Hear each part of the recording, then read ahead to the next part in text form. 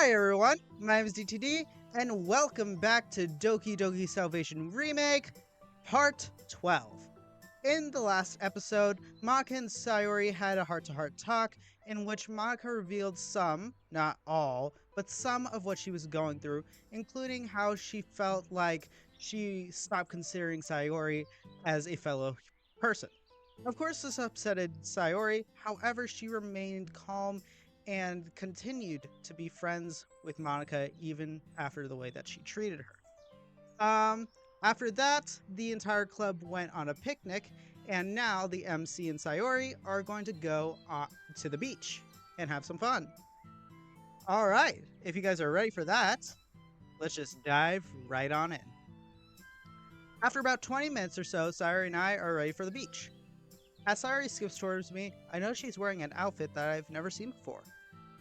Ta-da! What do you think? Sayori twirls around, showing off her fancy new sundress. Whoa, when did you get that? My dad bought it for me. He shipped it out and it just arrived today. I said, what better way to show it off than now? Well, it looks great on you. Now let's get going. I know a shortcut. Of course you do, buddy. Oh, come on. We arrive on the beach and head over to the nearby shack to change into our beachwear. I quickly put on my shirt and trunks that I bought from the store the other day and switch out my shoes with some sandals. While waiting for Sayori, I decide to see how hot that's hot! I bear with it though and allow my feet to get used to the heat.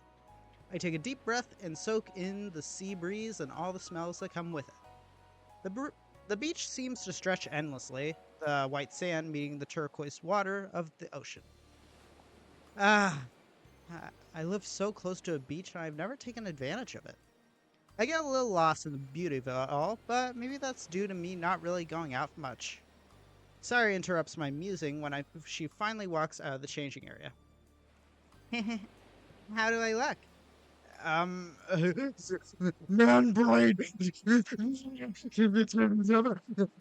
Nothing didn't look before. Play it cool.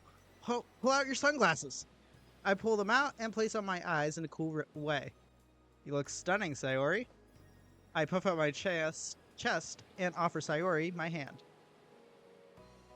What are you doing? Are you trying to act like one of those meathead from... Gosh, I can't speak. Are you trying to act like one of those meatheads from Natsuki's manga or something? Why, thank you, DT. I'm really glad you like my outfit. I feel my face turn blood red as Sayori interlocks her arm with mine, and I feel her bare skin against my shirt. You gotta hold it yourself, dude. I allow myself to relax and take in the atmosphere again, only this time, I'm with my best friend. We head out to the water and allow the water to reach up to our ankles. The sand molds to the contours of my feet and feels incredibly relaxing. This is great. Oh, shouldn't we, grab some sunscreen? I don't think so. The sun isn't too intense right now. I think we should be okay. Right. But if I come out of this looking like a tomato, I'm gonna smack you. You already looked like a tomato when you saw me earlier. I gently kick some water towards Sayori. What do you think of my outfit, though? I spin around just like Sayori did earlier. Cool, huh? I'd say so. But maybe if you spent more than 30 seconds choosing a shirt, you'd be wearing something a bit more trendy. Trendy? Hey! At least my shirt is on point. It's a flower shirt. You can't get more appropriate than a flower shirt for the beach. And look at my sandals. Compared to yours, mine are simply better. How dare you insult my flip-flops? She places her hand over her heart, exaggerating a feigned shock. I'll have you know that these flip-flops... Oh, gosh. I'll have you know that these flip-flops are the pinnacle of beachwear. Thank you very much. Am I doing Sayori's voice right? Hold on, wait. This is Natsuki's. This is Yuri's. This is Monika's. This is my voice. And Sayori's would be like... And then this would be Sayori's voice. Yeah, okay. There we go. Alright, I apologize then. They are indeed pretty good flip-flops. Sayori and I move a little bit further up, now allowing the water to reach up to our thighs. It's really cold. I nearly yelp as the waves begin to brush up against my dry clothing. I decided I should probably take off my shirt too. I'm not sure why I didn't do this earlier. I pulled my shirt over my head, removing it and draping it over my shoulder, showing off my six-pack abs and amazing biceps and triceps and all of my manliness. I catch Sayori staring, but she quickly looks away. What? I look down at my body and I realize that Sayori's never seen me shirtless since probably when we were kids. Nothing. It should be. Oh gosh. I can't speak. It's just been so long since I've seen you without a shirt. Oh, okay, makes sense. Fire sure is cold though. Jeez. I know, right? Is the... Okay, just checking a report. I know, right? I think after being in the sun all day, it would be a little warmer. I think I'm getting used to it. I shield my eyes as I look towards the blue horizon, watching the waves form and come towards us. What do you see? This might surprise you, Sayori, but there's nothing but ocean ahead. Maybe I should take up wave watching as a job. It could go well with my weather fascination. Wave watching? Is that like bird watching? Just with a little more splashing and less chirping? Exactly. Get this. DTD pioneers the revolutionary wave watching industry. There'd be a competitive scene and everything, too. Sayori claps her hands playfully. I can see it now. A huge stand full of people, cheering you on as you stare at the waves. Truly the most exhilarating sporting event that has ever graced this land. Sayori and I laugh together as we continue trudging across the water. As Sayori calms down, though, I notice that she's beginning to shiver a lot. There's a subtle change to her demeanor that catches my attention as well. She's been doing it the whole time we've been out here, but I'm really starting to notice it now. She keeps tugging at the straps of her swimsuit and keeps awkwardly crossing her arms, only to let them relax after a few short seconds. She's probably a little bit embarrassed to be, in a very small bikini near you. I just guess at that, or something. It's also a little later in the afternoon. It isn't nearly as warm as it was earlier, and it wasn't even that warm to begin with. Sayori? You feeling okay? You look a little chilly. I'm fine. Just trying to get used to the ocean breeze. I'm not so sure. I can see the goosebumps forming on your skin as we speak. Oh, she's just cold. Okay. Do you want to head back to change? We can still walk on the beach together. I just want to be as comfortable as possible. No, beach time should be a positive thing. I'll get used to it. Okay. Well, but Sayori, you shouldn't feel like you're forced to do something you're not comfortable with. You should follow what you feel. Follow what feels natural to you, rather than doing what you think you're expected to do. But Sayori shivers and crosses her arms again. I take a step closer to Sayori, wrapping an arm around her shoulders. I don't want to ruin the moment, though. You're not. In fact, this is kind of fun. Let's head back to the shop. I allow Sayori to go get change out of her swimsuit, if she felt like it, and walk over to the nearby shop. There's an assortment of beach-related items, towels, beach balls, etc. There's also an ice cream stand. I decide to buy us a beach towel and some cones. Which flavor is Sayori's favorite? Aha! I knew I remembered. 1 cookie dough and 1 cookies and cream ice cream, please. Oh, and give me a cherry on top. The one with the stalk still on it. After a few short moments, Sayori comes back out of the changing area and appears to be a bit down. Hey Sayori, I got you something. Whoa! Oh, that's cool. Do you see how they put the stars in her eyes? That's awesome. Cookie dough ice cream with a cherry? How do you know this was my favorite? Of course I know. I remembered when we were kids. This was the flavor you'd always get.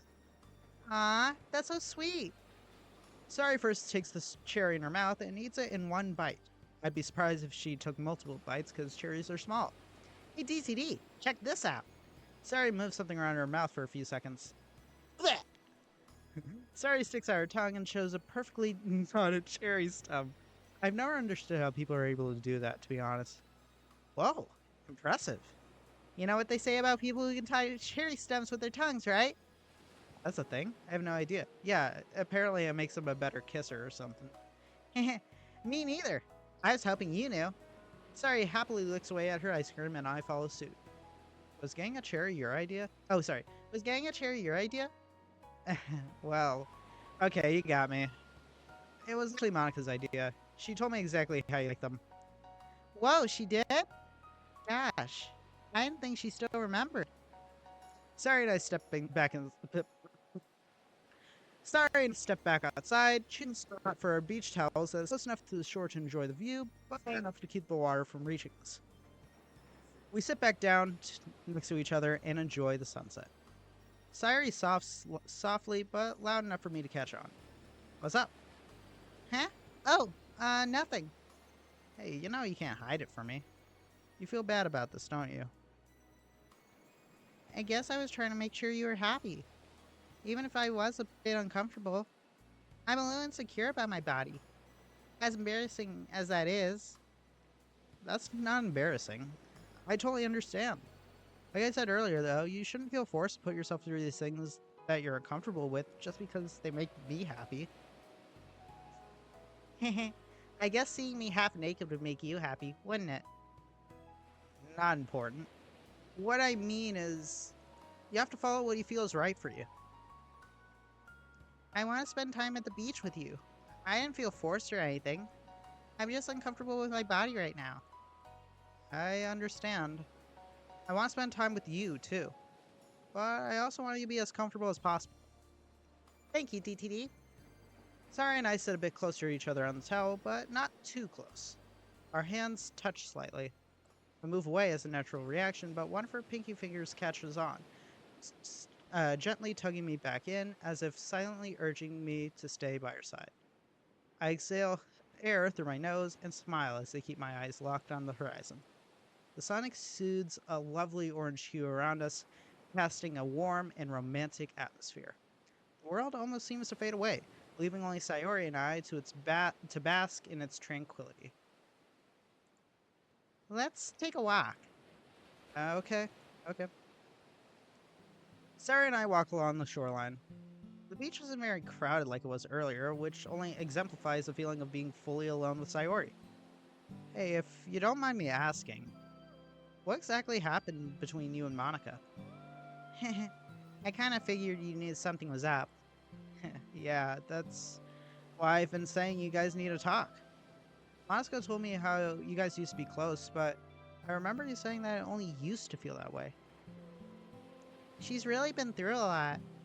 Poor girl hasn't really had a break. Yeah, it seems like a lot has been on her mind. You're really worried about her, huh? She nods her head. She just needs our support. Even if I can't tell you everything about what she's going through. We just have to be there for her. That's all. I see. I understand then. I'll do my best too. Thanks. I'm sure she'd appreciate that. You know, I've been asking about how you met Yuri and Natsuki. What about her? Monika? Well, I was the first to join the literature club, so naturally she became one of my first friends. It was kind of funny at first. She was napping on a desk when I first walked in. I guess even back then she was tired. Anyway, I became the vice president of the club once I showed her my passion for literature. After that, we became pretty close friends. Is that how she knew about your depression? Actually, that part is still a bit of a mystery. Huh? What do you mean? Well, I thought she had actually accidentally read one of my poems as I left it behind, but when I asked her what she thought of it a few days later, she wasn't actually able to recall what it was about at all. I think I was just being selfish again, probably letting it show more than I should have. Well, that can't be. Maybe Monika just recognized the signs. She just didn't want to say anything because she didn't want to diagnose you or anything like that. No, it was very clear that she already knew. I see. Don't get me wrong, though, we did have a lot of fun starting the club together. We made flyers, talked about poetry. I remember one day, there was this moment when it seemed like Monika was struggling with a poem. Huh. What's wrong? I'm not sure. I thought I remember what happened that day, but I can't remember anymore. But I do remember after that moment, she told me that my energy is what gave her the confidence to keep moving forward. But not just the club, but with her life too. It was really nice of her, and I never forgot those words. There's a hint of sadness hidden in her words. I can't seem to pinpoint where it's coming from, but I'd rather not pester her about it. Well, I'm glad to hear you two were great friends. Kind of figured, given how much you two have been wanting to talk about it for a while. It's very sweet that you're supportive of this. Why is that? Oh, I don't know. I guess it's just because it reminds me of what happened between us. Ah, yeah, I guess that makes sense. Yeah, looking at you both, I just can't help but feel inspired to do better as well, you know? Of course, I wouldn't let Monica beat me. Hey, you're not getting jealous of Monica, huh? Hey, what makes you say that? I just wanted to see you two be best friends again, that's all. She means so much to you, so it doesn't make sense that I oppose that. Don't worry, both of you mean so much to me. That goes for Yuri and Natsuki too. But you're my childhood best friend. Nothing could ever replace you. I feel the same way. Also, it's getting a bit late now. Do you want to head back inside? Sure, let's go grab our stuff. Sari and I walk back to our neighborhood and agree to meet back outside once we set our stuff down inside our respective homes. I wonder, was that our second date? I don't think either of us have made it clear it was a date. I'd consider it to be a date, but of course, that's just me, person playing the game. After a few short moments, Sari and I meet back outside in our usual meeting spot. So, did you have a good time? Yeah, thanks for taking me out again. It was really fun. I had a good time too. I scratched my head nervously. That was our second date? Do you want it to be? Oh, yeah, that would be cool. Yeah. Well, you said last week that date needs to have something, right? Yeah. Sari suddenly gets closer to me. I gulp as Sayori puckers her lips and begins to lean in. I shouldn't be laughing, this is like a serious moment, so I'll be serious Romeo voice. She's so close, I can actually see how much she's shivering. I try my best to reciprocate what's happening, but I'm completely frozen.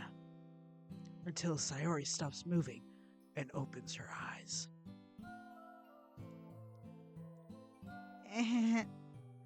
What? What's wrong? Your face is so red. It's as red as my bow. Yours is as red as your bow. I'm just a bit nervous. I don't want to mess this up. It's such a big, important thing, and I really want it to be perfect. It's okay. I feel the same way. It feels like such a big step. Maybe there's another way we could do this? Like, further than a kiss on the cheek, but not all the way? What do you mean? It's going to sound stupid and super embarrassing. It's okay. I won't bite. Just tell me. Oh, what about I just show you? Oh, wink wink. I gently lean over and brush my nose against Sayori's. What? Her eyes widen, but she doesn't resist. Instead, she smiles and giggles. A nose kiss? That's adorable. I only feel excitement and relief after hearing that. It's such a simple act, yet there's a profound meaning there.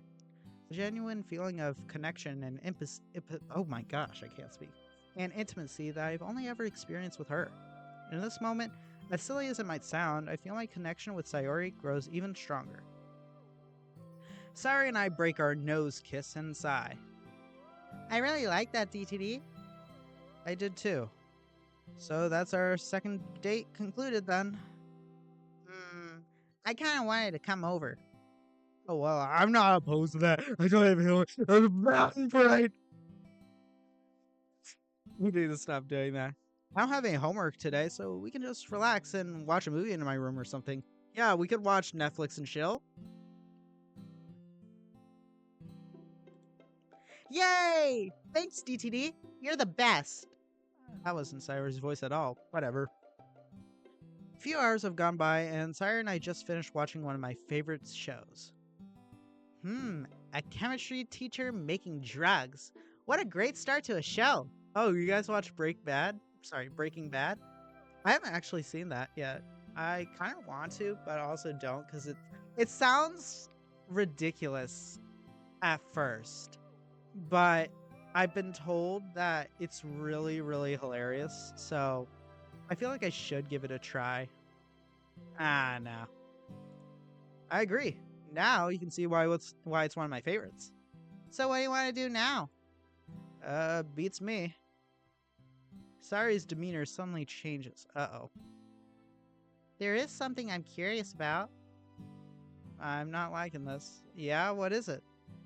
Well, it's something I've talked about with Yuri and Natsuki before.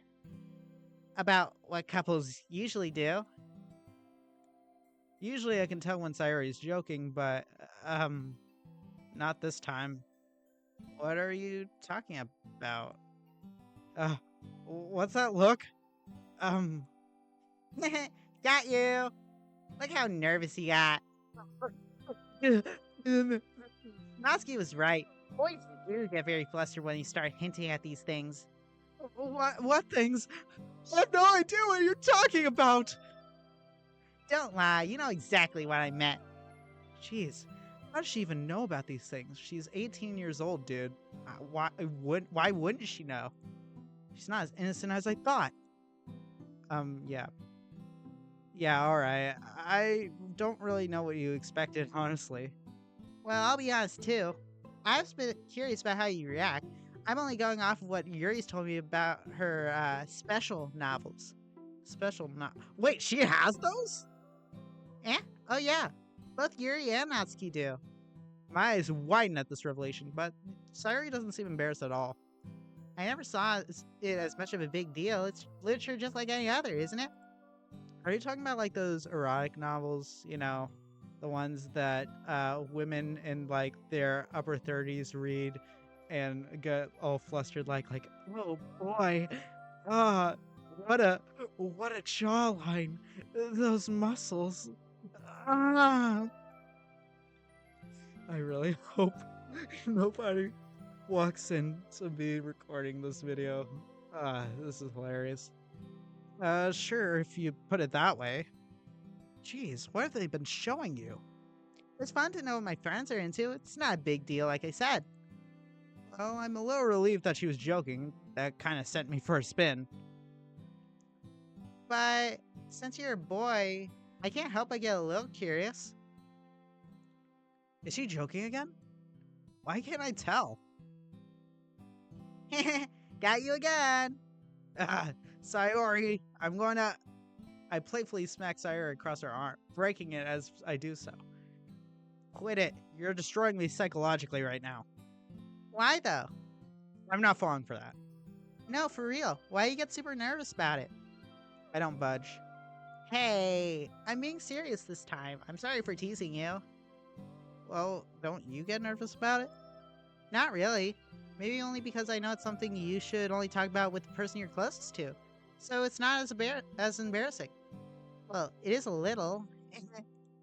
Well, that's not really wrong. It's just a huge change of topic. We don't really talk about these things with each other. It's a very intimate topic that I've never really talked about with anyone before, let alone a girl. Well, I trust you.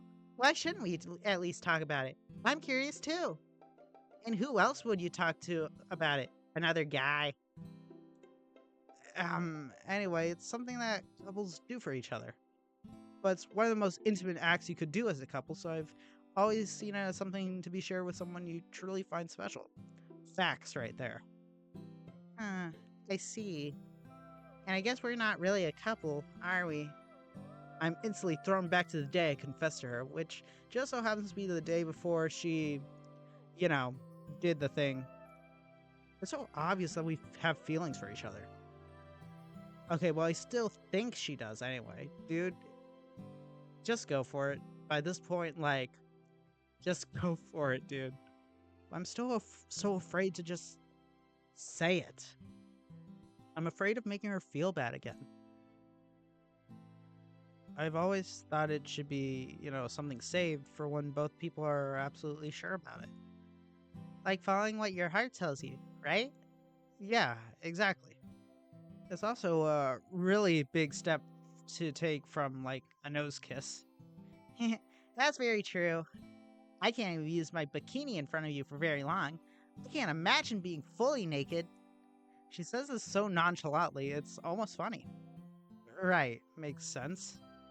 But honestly, I'm not opposed to talking about it more if you're curious about stuff. Sure. I truly do think it's important to be knowledgeable about this stuff. Something tells me that Natsuki's manga isn't the best way to learn about these things. Definitely not. It is absolutely not. Anyway, it's getting a little late. Can I walk you out? Actually, I just texted my mom that I was going to stay over tonight.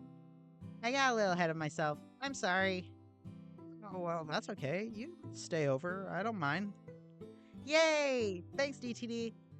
Sneaky and cunning as always. Sari curls up on the far side of the bed while I head over and switch off the lights. Wait, you guys didn't even, like, get ready for bed. I then scooch in next to her and pull the blanket over us. Good night, Sayori. Good night, DTD. Sweet dreams!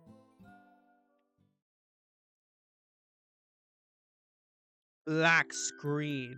Oh, there's no black screen anymore. Cupcake! Oh, yeah. Now it's a black screen. I feel like we're going to be in Monika's Oh, never mind. Are we? I don't know. Are we? Who are we? What am I? Who are we? Oh, okay. I slowly open my eyes and realize I have an arm around my chest. Sari is practically hugging me now, but still very sound asleep. She's even drooling a little bit. Cute. Trying my best not to wake her up, I grab my phone from the nightstand and check the time. I woke up a few minutes before my alarm. Great. I turn my head over to look at Sayori. She's snoring softly and occasionally making a small noise. Her bow is somewhere lost in the bedsheet, so I decide to gently run my hand through her hair. Gosh, I mean, how are we not basically dating at this point? We already go on dates, all that's left is the title, I guess. I just have to wait for a good time. The perfect moment. If you wait too long, bro, you might end up missing out. Huh? Morning. Why are you petting me like a dog? It's okay. You can keep doing it. Butsta! Butsta! Well, that's our cue. Come on, Sayori. You need to head back home to get dressed. Sari pouts and groans. 5 more minutes. Okay. 1, 2, 3, 4, 5. Time to go! Sari playfully whines as I remove the covers from off her body. Come on, Sayori. What if I made you some breakfast? Waffles sound good? That sounds amazing. Well, the quicker you get ready, the sooner you have some waffles. You sound just like my dad. Well, it's motivating, isn't it? Breakfast is your favorite food, right? Yeah, it is. Oh. Alright then, let's get the morning started right. I actually don't eat breakfast, so that's not how I start my morning. I start off with a very large cup of coffee. That's about it, and that's enough to keep me going until like lunch. And then I eat a small lunch, and then dinner is usually when I eat the most. I don't like doing that, actually. I would prefer to have my largest meal at lunchtime because, scientifically speaking, it is the best time to eat in the day because it's right in the middle of the day. So it gives you the energy to kind of like finish up the day, while waiting for lunch also makes you, burn off some of the fat you got from the other day. So it's a good balance. Like, I'm not saying that eating breakfast is a bad thing, but it's just not something I'd really do myself. Sari walks home to change and I get myself ready. I finish showering, get dressed, and begin to prepare the batter for some waffles. I hear a soft knock on my door, indicating that Sayori is already back. Come on in! Hey, that doesn't count as dressed. I don't usually get my blazer on until I've already eaten. It's just kind of routine for me, I guess. Alright, I'll let it slide. You want to help me make some waffles? Sure! So that's what the uniform looks like without the blazer and the vest. Okay. Oh shoot, I missed a line. Sari practically hops over to me and gets the waffle maker ready. I pull out a whisk from my drawer and begin mixing the batter up. Sari walks over to my fridge and pulls out some butter and syrup. Once I finish mixing, I gently pour some batter into the waffle maker and press it down. And there we go. Now we just need to figure out who will get the first waffle. We can play rock, paper, scissors for it. No, that's too luck-based. There's gotta be something related to skill. What about a thumb wrestle? Thumb wrestle? I haven't had a thumb wrestle since I was like 5. Well, last time I had one was 4 days ago. Okay, so I'm not doing that then. Why not? You're too good. You'll beat me instantly since it's so fresh in your mind. What about an arm wrestle? Sure, but it has to be with our weaker arms. So our left arms? Okay. Sayori sits down at the kitchen table across from each other and grabs each other's hands tightly. We both grab onto the edge of the table and prepare ourselves. That's cheating. Alright, Sayori. You ready to lose? Oh, I'm getting that waffle. We'll see about that. 3, 2, 1, go! Whoa! What the hell? Sayori's face instantly turns red, but she hasn't backed down. In fact, we're in a stalemate?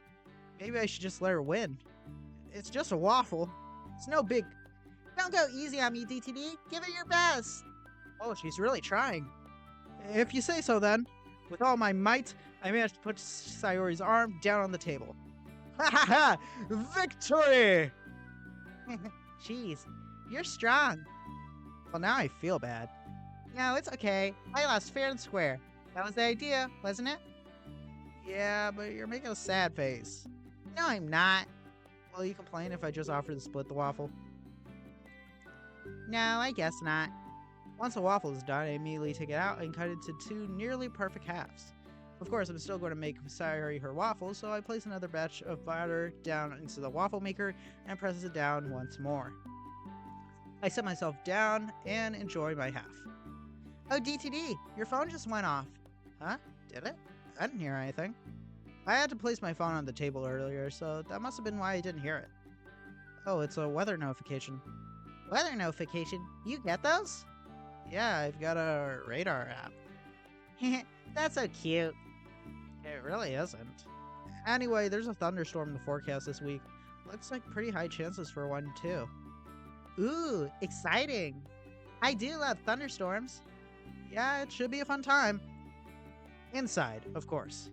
Oh, the waffle's done. Let's split this one, too. That way we'll each... Oh, gosh. That way it'll be like we both had a full waffle. Huh, see, this is why you're the waffle expert. Since when were waffle experts a thing? I don't know, but you definitely are one. You're such a dork. Oh gosh. That voice crack though.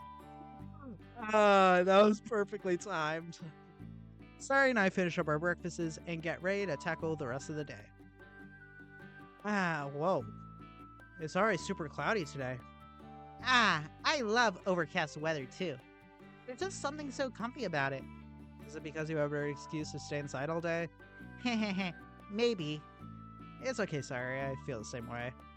Ready to get going? Yep! Alright, Sayori. So first, we need to create your character. Yuri joined us for lunch this time around, and Sayori got curious about what she does for fun outside of the club. Yuri told us she recently got into tabletop games, and is now showing Sayori the basics of D&D. Natsuki joined us as well, and is watching attentively. Ooh, can I be a magical fairy princess who has massive wings and can shoot rainbows at her enemies? As magical as that sounds, let's get started with something a bit more grounded. What about a rogue elf? But that just sounds sneaky and serious. I want to be mischievous. Oh, but you see, Sayori, one of the best traits of a rogue is that you do get to be mischievous in a clever and exciting way. You're able to sneak past enemies, pick locks, and steal treasure. Whoa, that sounds fun then! I'm glad you think so, Sayori. We can continue our session later. We should probably focus on our lunches. Why does Yuri's hand look super small in that PNG? Yeah, thanks for showing me a little bit. Thanks for showing me a little bit of your game. Hey Yuri, I haven't got a chance to ask you, but do you ever finish reading the manga I lent you? Oh, Shoko struggles to communicate. I've only made it halfway. I've been focusing on reading the book Monica told us to read. Oh, alright, it's all good. I was just checking. At least you read through some of it. That makes me happy. Oh, well, that's good to hear. Hey, I should invite Monica to join us. She's probably hanging out by herself in the music room. She hangs out by herself there? I don't see why not then. I agree. We're all basically a group. I don't see why she can't hang out with us at lunch either. Invite her over. Sayori pulls out her phone and gives Monica a call. Aw, no answer. Bummer. I hope she isn't acting distant again. Well, she is a busy girl after all. But I also think we're a pretty tight-knit friend group by now. I don't see why she wanna hang out with us. I guess we'll see her at the club as usual. But I wouldn't be opposed to asking her to join us. At least the thought counts. Yeah, I think so too. After discussing Monica a bit more, we finish up our lunches and get ready to tackle our afternoon classes. Sayori and I arrive in the club room and notice everyone is up to their usual tasks. Yuri's reading by herself at a desk, Natsuki is in the closet sorting through her manga, and Monika is at the front of the room reading over a book as well.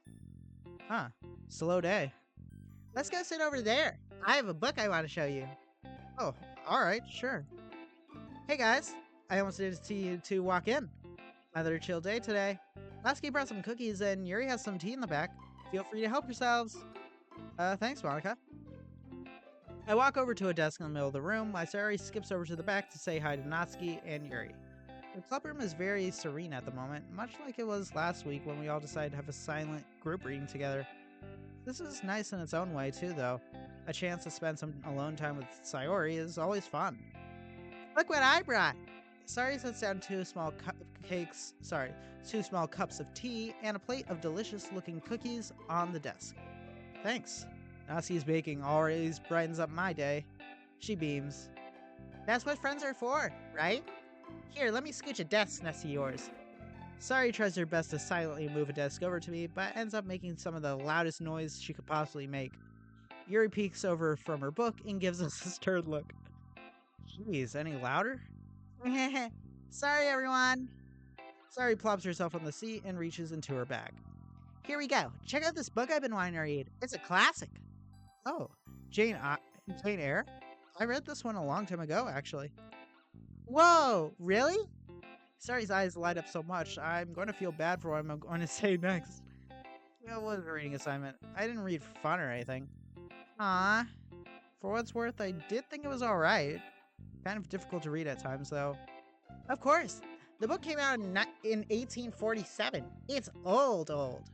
Did you know that Bonnet used a oh my gosh, words! A pseudonym for her pen name to avoid potential judgment of her works due to being a woman? I, in fact, did not know that. But not hard to believe either. Very different times back then. I wonder what my pseudonym would be. Well, what does Sayori mean on its own? I think my mom told me she named me after a cherry blossom tree. So I think my pseudonym would be Cherry Blossom. That's cute. I can see it. Huh. I think mine would be something mysterious and cool like Lucky Larry. LL for sure. What if people read that as Loser Larry or something? Why Larry? My name's not Larry. Well, at least one person wouldn't think that. Who? Me, silly. Oh, right. I guess that makes sense. I scratch my head nervously, and in doing so, I catch a glimpse of something that doesn't look like an ordinary book in her bag. Hey, what's that you got there? Huh? Oh, you found my new sketchbook. Sketchbook? You're learning how to draw? Well, I've always dabbled in it, but I never really practiced or anything. I've only recently been getting back into it. Can I see? I don't know. Aw, man. You have to let me see at least one drawing. Show me your favorite one. The one that you're most proud of. My favorite one is just a silly doodle, and it's a bit embarrassing. Come on, Sayori. We've been friends for forever. You don't have to be shy about that. Ah, you don't get to pull the friends forever card on me, meanie. You've caught me. Alright. You don't have to show me. What? You're making that face. Oh, there's an ant in my coffee. Die, ant. What face? The face you make when you want me to make me feel guilty. That's not. Why would I? What face would I even be making? Like a teeny tiny pout face. Your eyebrows go lower than normal, and your lips turn to more of a frown than you usually do. Oh man, you gonna notice all that? Well, I wasn't doing it on purpose, I promise. Well, if you want to see my drawing that badly, I can show you. Just don't make fun of it, okay? It's going to be the sketch of the MC. I bet it. I bet $100 on it. I'd never do that. Sari reaches into her bag and pulls out her sketchbook. She opens it up and turns over a loose sheet of paper. Oh, okay. It's not the same thing, but that's actually pretty cute. Me and my best friend. Aw. Oh man, this is just plain adorable. I love this. You're just saying that to be nice. I promise I'm not. I really think it's cute. My only complaint is, why am I frowning? You don't always see me like that, do you? Well, I guess not, but you don't really smile often either. Well, I'm not really sure what to say about that. Sari suddenly gets close to me. She places two of her fingers on my cheeks, which I feel are already getting redder and warmer with each passing second. There we go. Now there's a handsome smile. I feel silly. I just want to see you smile again. Here, I can change up my doodle a little bit for you. Sari grabs a pencil from her bag and erases some parts of her drawing. Aw, you don't have to modify it for my sake. That's okay. Now you have a better reference. I could definitely make it better now. Check this out. He's barely smiling. Huh. Well, I agree. I do look better when I smile. Here, at least. I like it more now. Thanks, Sayori. I'm really glad that you like it. Maybe I'll keep this up and become a better artist one day. Just make sure to remember me when you're famous. I won't just remember you. You'll be my right-hand man. That's a much better plan. Genuinely curious to see what you can come up with in the future. Keep it up! Thanks. Okay, everyone, it's time to get going. I hope everyone had a chance to unwind and prepare themselves for tomorrow. The week is almost over, we're almost free for the weekend. So let's end off this club meeting with a writing tip of the day. Writing is like exploring an uncharted world, filled with hidden valleys of emotions and towering peaks of creativity. It's important to embrace a journey. Every twist and turn in your narrative is an opportunity to discover something new about yourself. It's okay to get lost in these words. In those moments, let your heart guide your pen. Vent your frustrations and joys onto the paper, releasing them unto the world. Even when the path seems unclear, each sentence you craft brings you closer to unlocking the mystery of your story. And that's my writing tip of the day. Thanks for listening. Writing tip. Black screen. Ah, oh, come on. I always miss the chance. Sari and I walk home and stop at our usual spot. So, I'm ahead on my school assignments now, which means I've got the whole rest of the day free. Uh-huh. So, I'll just be by myself, in my house, being bored. Jeez. Do you want to come over? You always turn so red when you ask stuff like that. I'll beat you up, Sayori. You know it. Our arm wrestling proved that you probably wouldn't have an easy time doing that. I grab Sayori playfully and pretend to wrestle her, making her squeak. Ha-ha! How's that for an easy tip? I realize I somehow managed to put her in front of me, with my arms tightly grabbing her by the waist. I quickly let go and turn her around. Sari blinks at me a few times, trying to process what just happened. Sorry, I just got carried away. I guess you would eventually overpower me in a fight, wouldn't you? I'm gonna go get changed into something more comfy. I'll meet you at your place, okay? Ah, wow. She recovered from that quickly. Meanwhile, I'm still completely flustered. Sure. See you in a bit. That was awkward. She didn't really seem opposed to it, though, so... Still, that one was something straight out of a corny romance manga. I should be more careful next time.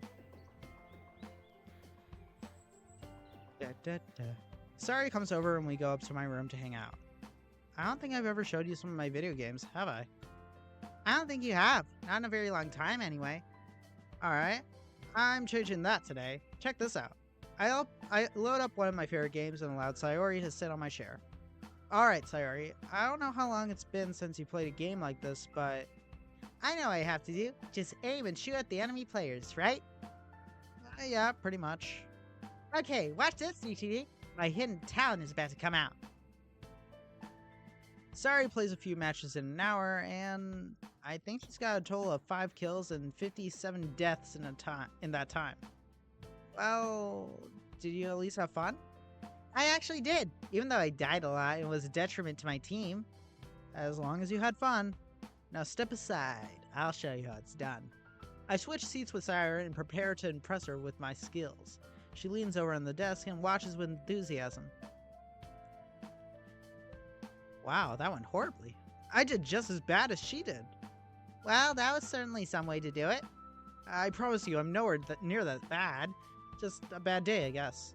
Or maybe you got nervous with someone watching me. I usually don't do that. Sure, DTD. I believe you. You don't, do you? Not one bit. I sigh as I get up from my chair and stretch. Well, I'm bored. Want to go walk outside? Sure, that sounds nice. Oh, whew. It's a little chilly. Just a little. I don't think the super cold weather is here yet. Yeah, I don't think so either. I know your favorite season is spring, but do you prefer hot or cold weather? I'm definitely a cold weather person. You freak. Not because I want to spend my time outside, but rather it's a better excuse to stay inside. Okay, well, I can get that. But I prefer heat. Amen to that. And when it's cold, you can always bundle up more. And when it's cold, you can always bundle up with more layers of clothing. But when it's hot, there's only so much you can remove until you become a criminal. That's not true. Listen, when it gets hot, you start to sweat more, and the sweat actually helps you cool off. I like that feeling. I don't know if that's a popular opinion or not, but that's just the way I think of it. Very true. I don't have good memories of winter months sometimes. Huh? Why is that? Well, it's such a silly, selfish reason. Sometimes I get lonely when it gets cold, and when I want to cuddle, I don't really have anyone to rely on. Oh. I know that's so silly. And with my parents always working and not home a whole lot, it can get pretty tough sometimes. I understand. I think I can relate to that, actually. Oh yeah, your parents work overseas now, right? Uh-huh. I like to keep up with them, though, and my dad's always checking in to make sure I'm maintaining the house and all that. He claims it's good for me to learn these responsibilities now, so I'm not lost when I do eventually get my own place. That makes sense. Do you get lonely too? She asks us so sincerely, it kind of throws me for a loop. I mean, maybe? You can tell me. I won't judge. I sigh. Yeah, I guess I kind of do. But I've gotten used to it, you know? Well, now you have me.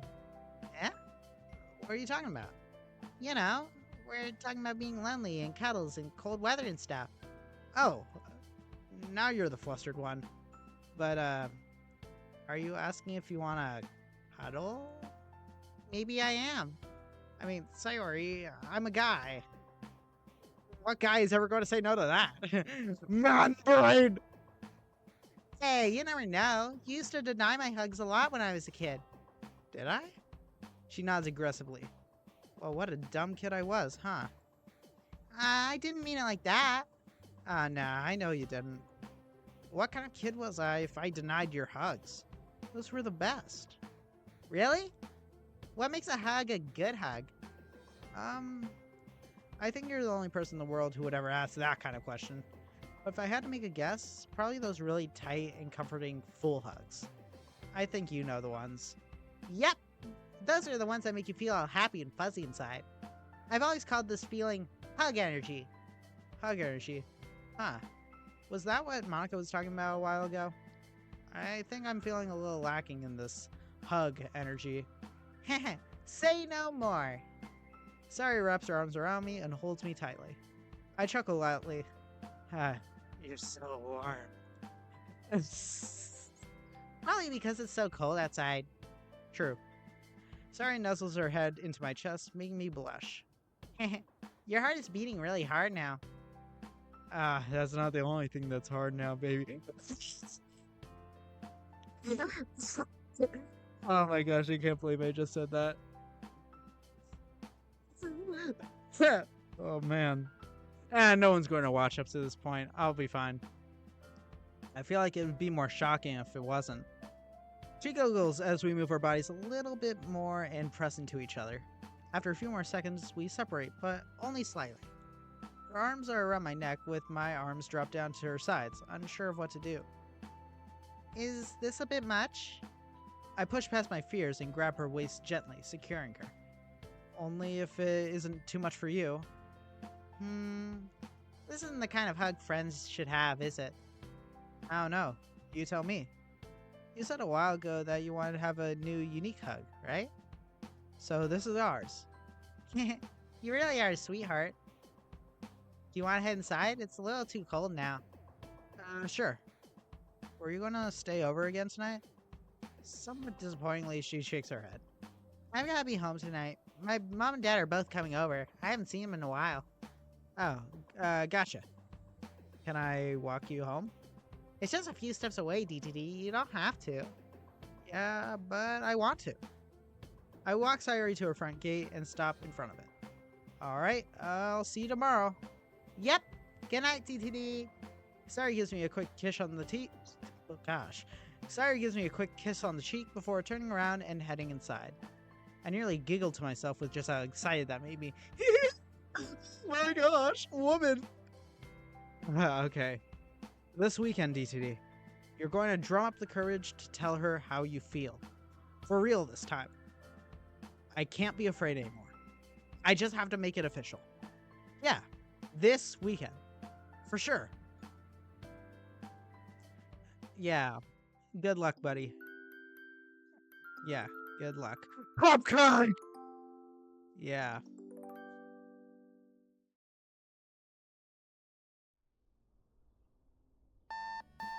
What's that? What's that?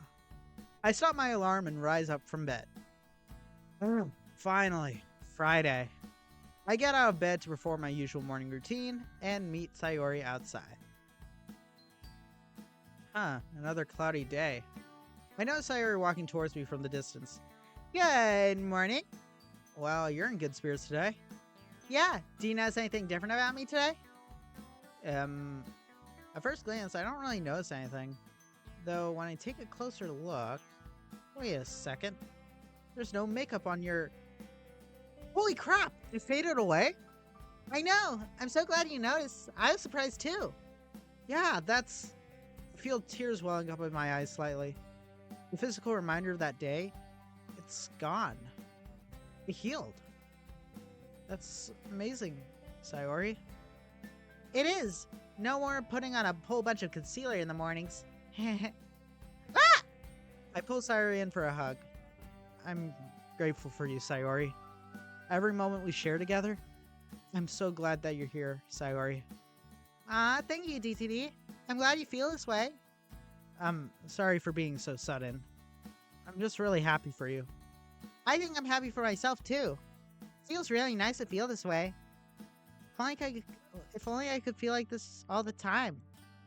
That would be wonderful. Keep working at it. I'll do my best. Let's get going.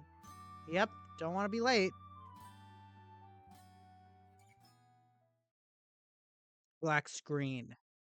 Oh. Monika's POV. I arrived to school in time. The reset is near. And I've kept it bottled up for so long. Today might be it. Today is going to be the day that it happens. I don't... Hey, it's Monika! Oh, whoa. Hi. Me? Wow, okay. Oh, so it is. It's rare to see you this early. Oh, morning, you two. And yeah, it is. How are you both doing today? We're good, just heading to class. I'm so excited it's Friday. Same. I I have something planned for the club meeting today. I'll need your help with it later, though. Sure, what is it? It's a surprise. Don't want to spoil that for you two. Oh, okay. Well, do you mind if we walk you to your class? Not at all. I could use the company. Sari leads the way down the hall towards my class. I can't help but notice Sayori and DT's arms are interlocked. They were like this last time I saw them this early in the morning, too. I wonder... We arrive at my class and get ready to head in. Monika, wait. I want to ask you something. Oh, what's up? Well, I've noticed that you're the only one who doesn't really hang out with us at lunch. We would all like to ask if you could join us today. Or whenever you're not too busy. I can't help but smile. Even after everything I've told you, you're still willing to try for me. Oh, I see. Well, you're right that I'm pretty busy. I'll try my best. I turn around and open the door to my class. I think that today will be the day I finally apologize to everyone. As a whole. I can't let this reset take my awareness away before I do that. I wouldn't feel sincere otherwise. Besides, I still got Sayori's gift in my bag. Even when the reset is over, I'd be happy knowing that I at least gave her something for once.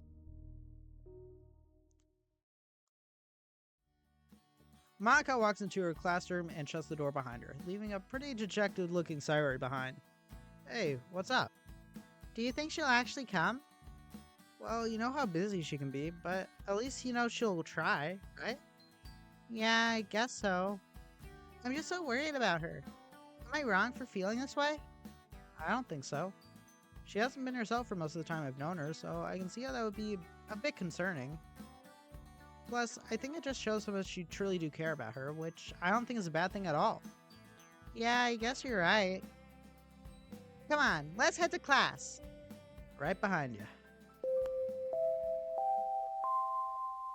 Remember when this sound used to be ear-shattering? Okay, Sayori, so continuing from where we left off yesterday. Lunch rolls around, and Yuri and Sayori are now continuing their D&D session. Natsuki and I just finished discussing some manga and how she wanted all of us to take a test on what Gyojutsu we have. We figured it would be better to leave that for the club meeting instead. We will now begin diving into the mechanics of D&D combat. So imagine your rogue elf with a weapon of your choice. For starters, maybe she will use a dagger. And since you wanted to use magic, you can cast spells in your non-dominant hand. Got it. She'll be ready to take on any challenge. That's the spirit. D&D is a game that focuses on turn-based combat. All that means is that you, and whoever you're playing with, will take turns deciding what your character wants to do. Sayori nods and pretends to swing around her imaginary dagger. Cool, I'll sneak behind them and with one swift move, untie all their shoelaces. Not quite how it works, but I like your creativity. That's what makes D&D so fun, after all. Hey, look who decided to show up! Hey everyone, I'm finally able to join you guys today. Yay, you came! Sayori rushes over to Monika's side. Is this where you guys usually hang out? Yeah, well, lately Natsuki and Yuri have joined us. Usually it's just me and Sayori. It's good to change up every once in a while. I see. That's awesome. I get a glance at Natsuki's old friend group. They seem to be glancing at Monika frequently. I tend to forget that Monika is one of the more popular girls in the school for a variety of reasons. They might be surprised that Monika is here with us right now or something. At least that's what my social intuition tells me. So what do you bring for lunch? Sayori nudges Monika's arm with her elbow. Just a salad, nothing special. Right, you're a vegetarian. I don't know why I keep forgetting that. Speaking of food, have you guys ever considered hosting some kind of fancy dinner? Huh? What do you mean? Well, I don't really know what I meant by fancy, but something like we all cook something cool and then we each bring it to someone's house and we have a dinner party or something. Oh yeah, that sounds cool. Yeah, kind of like our picnic with a lot more food. That's more Natsuki's voice. That sounds lovely. You do know how to cook complex meals, right, Natsuki? Huh?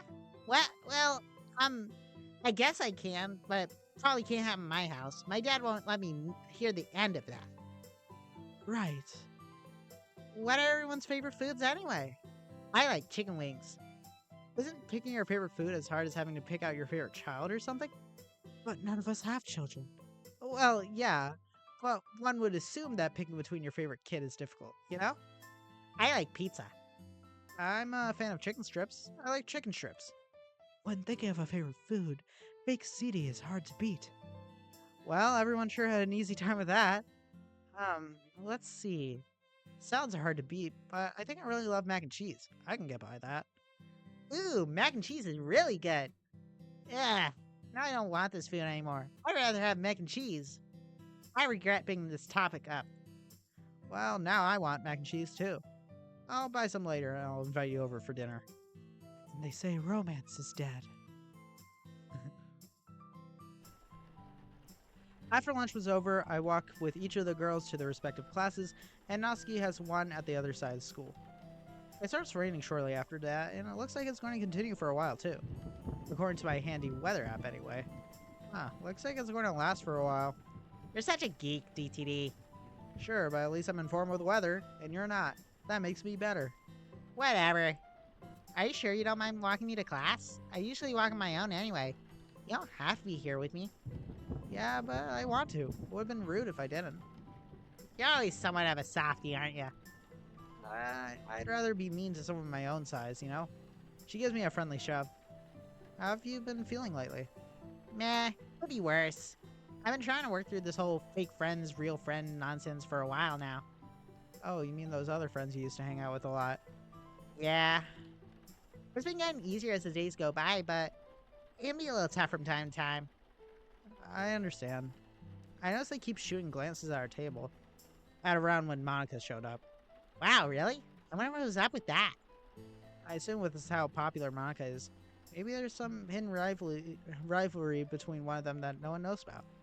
I kind of doubt that. The only way I'd see Monika having a rivalry with anyone is if it came from her debate club past. That's right. She was the leader of the debate club, wasn't she? Something about wanting to pursue a real dream and something more chill and less arguey.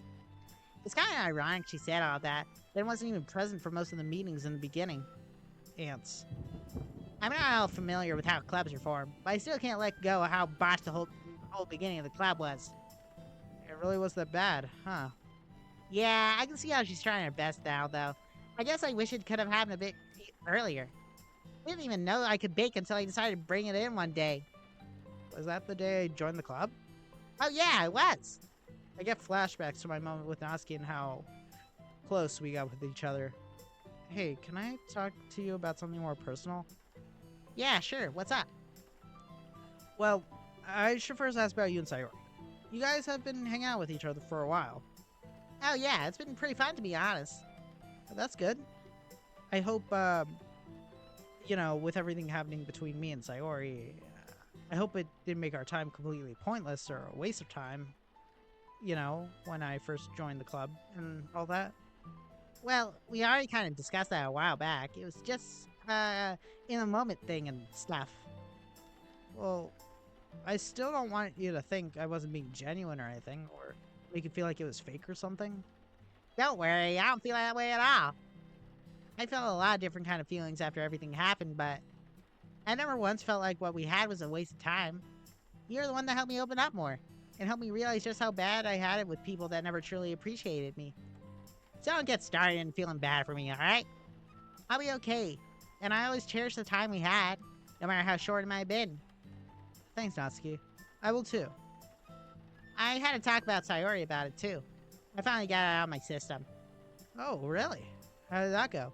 Well, we just had a long talk about it. She took it really well. I probably shouldn't be surprised that she did. Yeah, I can't say I disagree.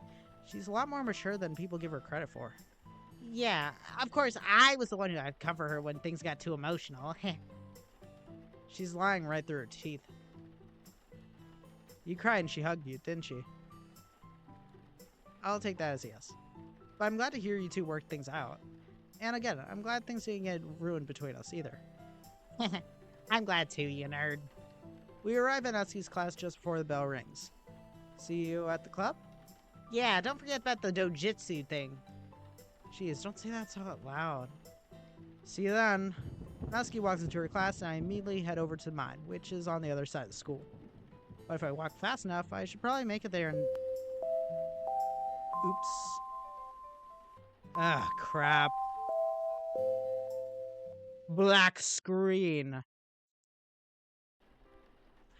Despite being late to one of my classes, the rest of the afternoon goes as smoothly as it possibly could go. And as promised, Natsuki and I are discussing her little manga test that she wanted us to take. So, based on my name alone, I can figure out which dojutsu I have. Yep, it's that simple. I'm really struggling to understand the logic here. How can a name determine so many different stats in one go? Seems kind of pointless to me. Alright then, Miss Know-It-All, I'll input your name first. Natsuki presumably types in Yuri's name and gets results instantly. Aha! You wouldn't have any dojutsus. Sorry, Yuri. What? That's ridiculous. I should have a Sharingan. Wait. I should have a Sharingan? What's that? I don't know anything about this. I should have a Sharingan. That's why I've always imagined myself to... I've said too much. Wait a minute. You actually read Yellow-Haired Ninja's Adventures before? Natsuki's eyes light up with excitement. And I have to admit, I think mine have too. I did say I was familiar with manga before. How come you never told me this, you doofus? That's awesome! I agree, it was kind of a shock to hear you say that. I didn't think you knew what any of this was. There's no need to feel embarrassed about it. I already knew you read manga before. It's not something I really look back on too often. It feels kind of childish to me. Not that it makes you childish. It's just that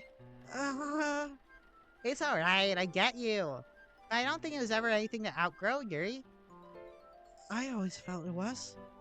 But after spending more time with you, I guess I've started to miss my childhood a bit more.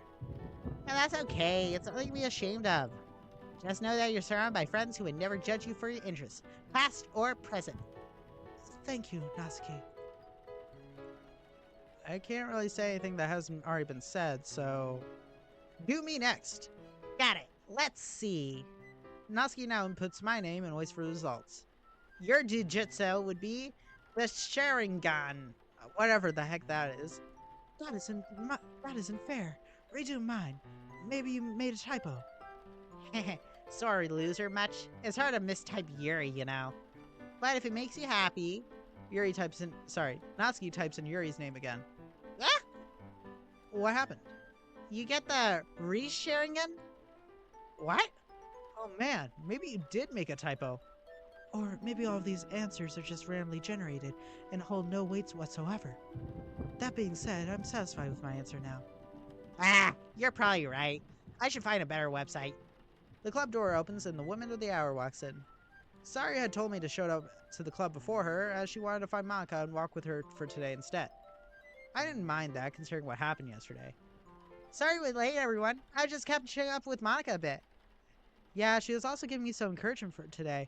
I wanted to talk to you all about something very important. Something I should have talked about a long time ago. Monika stands in front of the classroom with a somber look on her face. Okay, Monika.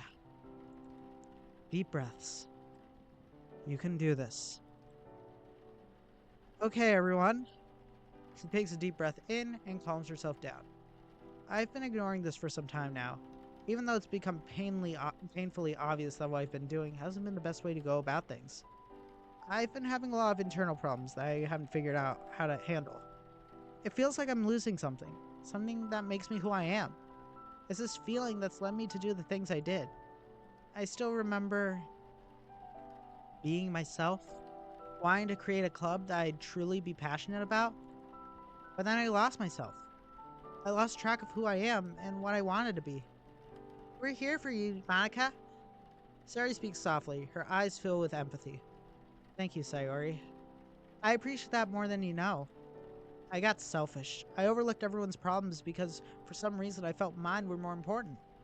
I thought I was in control, over the club and over my own emotions. The reality is, I'm not so sure anymore. You know, there's a writing tip of the day you told us that really stuck with me. And you said it around the time that the club was very starting out. No matter how bad things look in life, I always look for silver lining. I always look for a reason to keep moving on, even if it's as small as reading your favorite novel. You remember that? Well, Dad, that line resounded with me deeply, and I think it resonated with everyone else too. Monika stays silent. I know I didn't mean to hurt you guys in any way, but the way I went about all this was just wrong. I think you just need a little help reminding yourself of who you truly are. You're the person who created the Literature Club, a safe place for all of us to connect with one another through literature. Right. I want to be the person I was before all of this. The person who cared about her friends and wanted to make them happy. I remember that was always my goal. I don't have all the answers, and I don't think they'd make any sense. It wouldn't be worth explaining it to you all. Not now. I don't want to ruin any of this for you. But confronting my past actions is something I need to do. And I promise to make amends, to seek forgiveness from each other and every one of you. I know it won't be easy, but I'm not going to give up. Not on you all, nor myself. I want to find myself again, and I only hope that you all will be there to support me. The room fills with a mix of emotions. Forgiveness, hope, and understanding. We might never truly know what it was that plagues Monika for most of the time that I've known her, but I'm sure we'll all stand with her. There's a newfound determination in her eyes, something I've never seen before. And I think the least we can do is be there for her while she tries to discover herself. I'm proud of you, Monika. I know this wasn't easy to do, but I'm glad you still did it. And thank you all for being so understanding. I wish I had more answers for you guys. Especially you, Yuri. I don't have a proper explanation for why I kicked you out of the club, other than I thought I was doing what was best for you. I just know that was wrong. If I may, you don't need to blame yourself for that. Yuri takes a deep breath and slowly reaches over to her left arm. She isn't really. Oh wait, my face is blocking her arm. How convenient. I don't have to blur anything out. Yuri rolls up her sleeve and gently traces a finger over her scars. They're already healing nicely. Yuri! I grab Sayori's hand and hold it tightly. This is the first time she's seeing her scars, and I can tell this is really hard for her to see. Monika looks just as shocked. It seems that Natsuki and I were the only ones that knew about this. But on the opposite of things, the amount of strength this must have taken on Yuri's part. These scars, they're a painful reminder of what I did to myself. You didn't do this to me, Monika. I did this to myself. But all wounds heal. These scars not only serve as a reminder, but also represent my body's ability to forgive me for the pain I've caused it. Time and time again, always rushing to heal me, no matter how many times I've done it. The wounds you've inflicted on me, on us, they all heal eventually. I'm still really glad that you're my friend. Monika sniffles and wipes her tears away. Thank you, Yuri. God knows I don't deserve your kind words. But I'm also really happy that you're still willing to be my friend. Rushes over to Yuri's side and wraps her arms around her. Thank you, Sayori. Yuri slowly returns Sayori's embrace. And, of course, Monika. I'll stand with you too. Me 3. Me 4. Thank you all. I promise to work on making this club the best club in the entire school. A place where happiness can really be found. Thank you for listening, everyone. Let's just take it easy for the rest of the day and enjoy the weather. Monika walks over to the front of the room and places her bag on the nearby desk. Huh. Well, I'm glad things went well. I'm gonna go get a drink. Do you guys want anything? Everyone shakes their head in unison. Cool. Makes things easier for me. I'll be right back.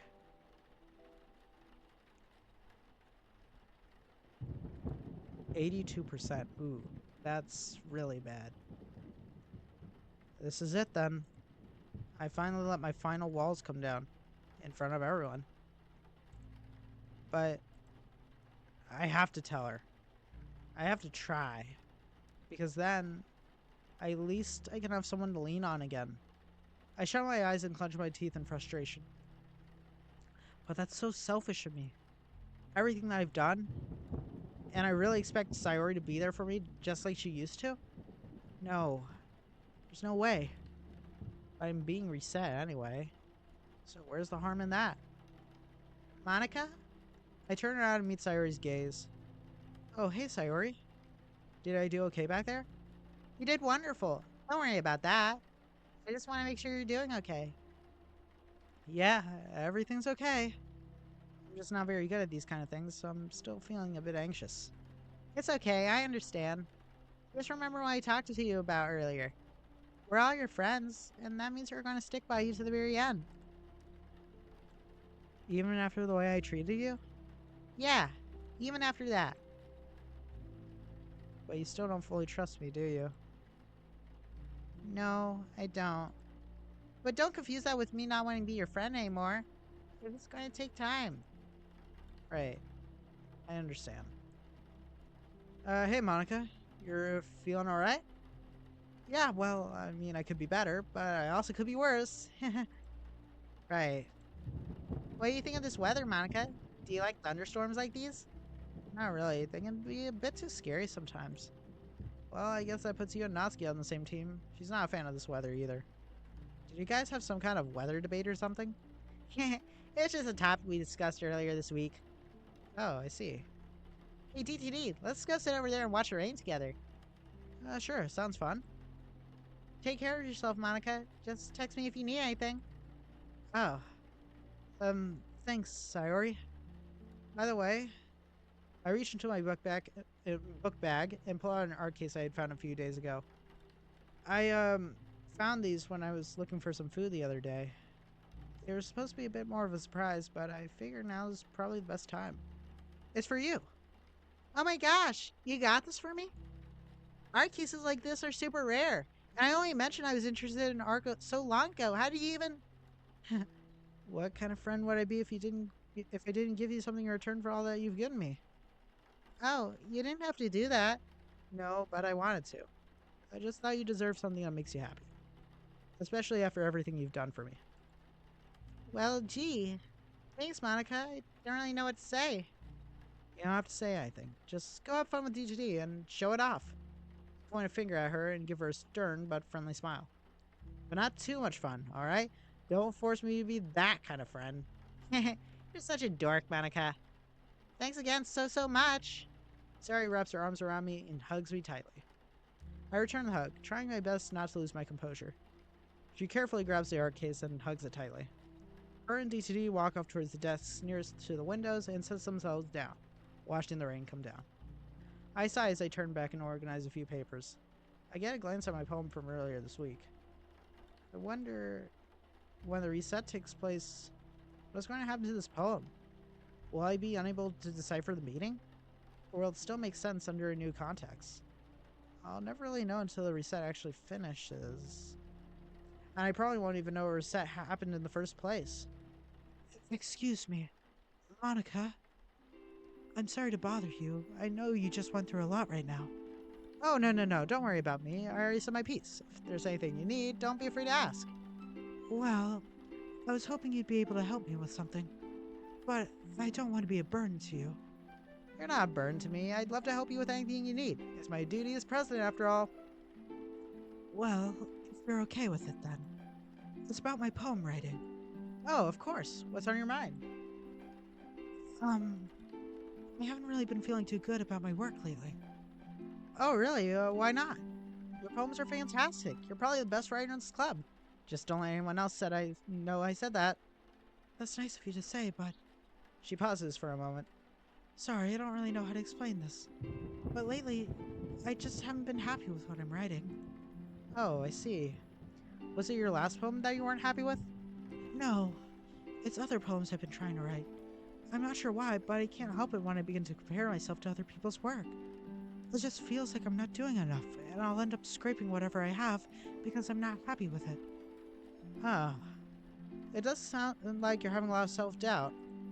She nods. Who are you comparing your writing to? Yours. I'm a little bit taken back by this. Really? Well, first of all, I'm flattered, but I've always thought my writing was just okay. I don't really know any way else to put it. But that doesn't really change how I feel. Even if everyone considered my poems to be the best, I'm still not happy with it. I understand. Well, you do seem really broken up over this. But I think I do have something that could help.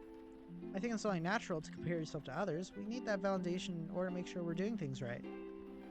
But I think it can get a bit detrimental when we start thinking we're inferior to others by comparing. I think it's important to remember that our work will always be uniquely our work. No one will be able to take that away from you. It's kind of like what Sayori said last week. They're great poems because they're yours. But that doesn't help me with feeling inferior to others. I think that means you're just being too harsh with yourself. It doesn't feel like I am. I just have certain expectations for myself. Well, it's good to have standards, but it's just as important to know what your limits are. That way you don't put yourself beyond what you're currently capable of. In other words, it's okay to see that some works are better than yours. You can see it as an opportunity to improve. You have to embrace your uniqueness. Recognize that your voice is like no other voice out there. Focus on what you know you do well and stick to it. Things will flow naturally from there. And about the inferiority, see if you can try to turn that around and let those works inspire you. Analyze what you enjoy about their writing and try and implement that into your own. Even with the greatest poems were influenced by others, and learn from those who came before. That's hard, because it then starts to feel like it isn't even my own work. That's what I meant earlier when I said to embrace your uniqueness. You can take some ideas from others, but then give it your own personal flair. I guess you do have a point. Oh, and I know that comparing ourselves is natural, but I think it might be worth trying to recognize your own progress and your own growth instead. Sari also said that comparing your older works with our newer ones is a bit difficult, but it also allows us to see just how far we've come. And hey, be a little bit more kind to yourself, okay? We all go through this too. It's okay. Thank you, Monica. I think that helps a little. I'm really happy you're back to your old self again. Or, sorry, I didn't mean to let that come out. It's okay, Yuri. I'm glad I was able to help. How's your arm? Oh, it's, Sorry, I didn't mean to even ask. I've been thinking about it ever since that day, and I just... No, it's okay, Yuri. You don't have to apologize. I'm honestly very proud that you're able to come forward with it. It takes a lot of strength to reveal something as personal as that. That's only because you've inspired me to do so. Wait, really? Uh-huh. Seeing you so vulnerable that day, I couldn't help but admire how strong you are for enduring whatever it is you're going through. I don't know what I'd do if I was in your position. Thanks, I guess. I'm just trying my best. You're stronger than you give yourself credit for. It's nice to see you return to your old self again. Yeah. I'm glad to be back too. Yuri walks off towards the back of the room to get her tea set. I smile as I realize I've basically done what I should have been doing a long time ago. Just being a club president. But how could I expect myself to even do that? With everything that's happening to me? I noticed Natsuki walking towards me. Hey Monika, how you been feeling? Hey, I've been... okay. I could be worse. Heh, sorry to hear that. I don't really want to bother you then. No, don't feel that way. It's okay. You can talk to me about anything. Nah, it's pretty stupid anyway. It's not really something to be too concerned about. Look, there's no such thing as a stupid problem. You can tell me. I just want to say thanks. Huh? For what? Now I'm gonna have to explain it. I'm talking about how nice you've been to me. Letting me stay at your place where I got kicked out of my house and stuff. Oh, of course. It's the least I can do. And there's a whole thing we talked about last month about training us with more respect and stuff. You've really stuck to that, and I'm glad you listened to me. It hasn't been perfect, but I'm really grateful that you've allowed this club to become something I can really look forward to every day. I'm glad you feel that way. I've been finding it difficult to find some proper way to own up to my mistakes. Huh? What do you mean? You know, always canceling club meetings, cutting them short, judging you for your tastes, trying to kick Yuri out of the club. I know I already apologized for that, but it doesn't feel like enough, you know? Well, I think it's okay. I can see that you're really trying, and that goes a long way. You did a great job, and I'm really glad you found the strength to tell us. It's just important to remember. We all make mistakes. It's important to recognize them and learn from them. Thanks, Natsuki. You've really been a wonderful friend to me. Don't get too sappy on me. I'm just glad you improved. We're all in this together, and we'll be here to support you and make things right. Thank you. I'll make a promise. Be a better friend and a better club president. Glad to hear it. I'm gonna go read now. Nice catching up with ya. Natsuki walks back to her closet and sorts through her manga, like she usually does. I smile and look down at my desk, thinking about my past with everyone. A better club president. It's kind of hard to imagine myself as a normal club president now. From the very day I started this club, I've been plagued with this awareness that's ruined everything I've held dear to me. Maybe, but shaking the idea that this awareness makes me who I am has felt impossible. I can't let it go. Some time passes and it's time to conclude the club meeting. I get up from my chair and I feel a stab of pain, which instantly makes me wince. It's been a while since I felt those. But why now? I open up my console. Oh. I'm running out of time. I have to do this. I'll never get a chance to again. Okay, everyone, that's it for today's meeting. I don't really have a writing tip of the day for today, but I would like to ask. Sayori, could you stay behind? I'd like to talk to you about something. Just some club meeting stuff. You know how it is. A sharp pain enters my body again. Am I starting to feel it now? Sure, Monica. Is everything okay? Yeah, everything's alright. Thanks for coming, everyone. I'll see you all tomorrow. See ya. Take care. I hope you take care of yourself too, Monica. I can wait for you outside then, Sayori. That cool? Of course. Don't worry. That was probably too sudden. I probably only raised suspicions. Another hit. You know, I'm super proud of you today. You did really well. You should give yourself more credit. Even someone dumb like me can see how much you're willing to try to be better. But if you're dumb, then what does that make me? Sorry, laughs out loud. Sounds like we both got a problem with this kind of stuff, huh? But that's why you're my best friend. My lips begin to quiver. Whoa, oh no, did I say something? I mean, I'm sorry, I didn't mean... I take a deep breath. I try to gather my thoughts. I try to find the words to explain what I'm about to explain. But I figure I should just follow my heart. You better hurry, you only have 13% left.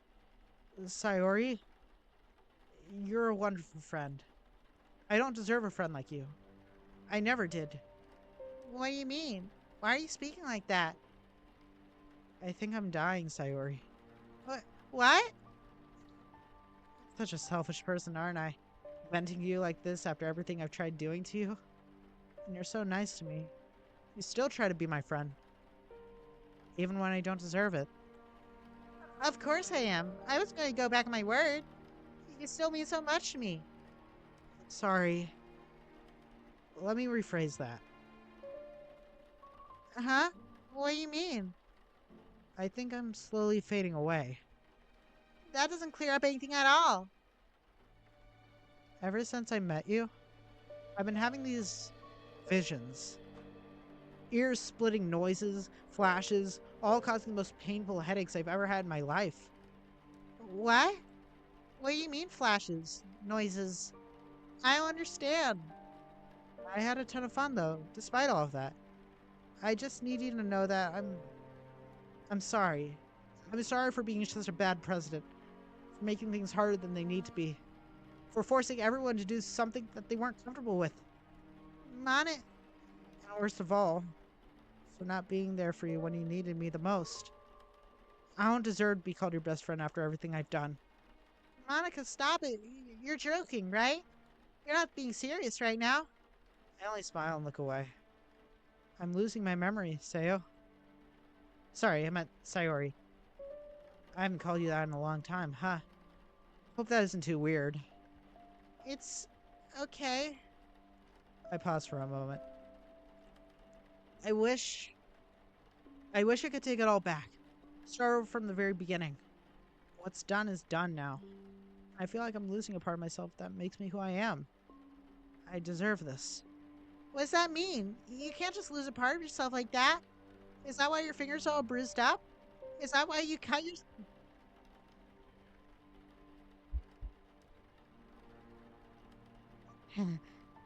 I could never really keep secrets from you.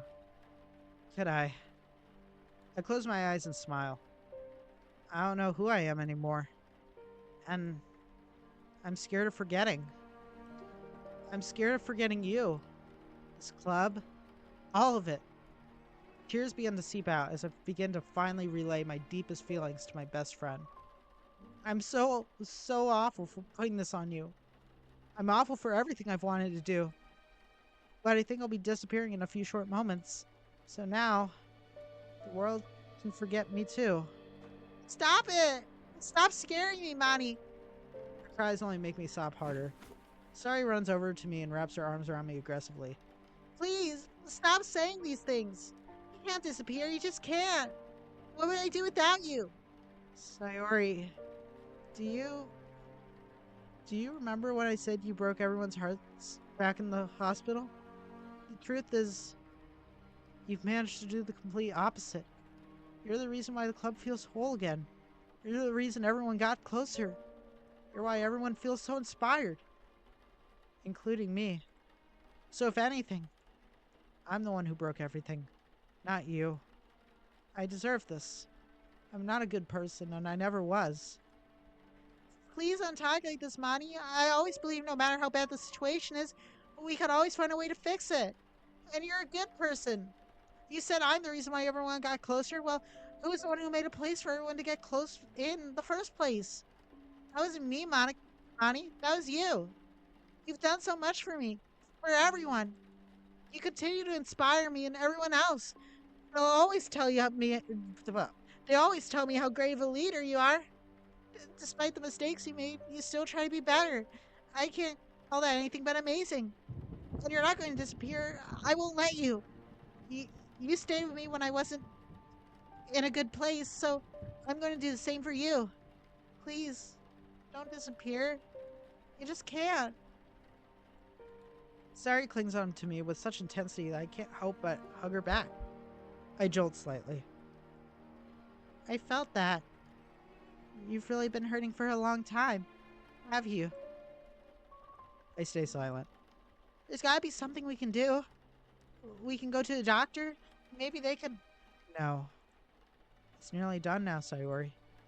I'll still be here, but I won't be the same person anymore. What's done? What do you mean?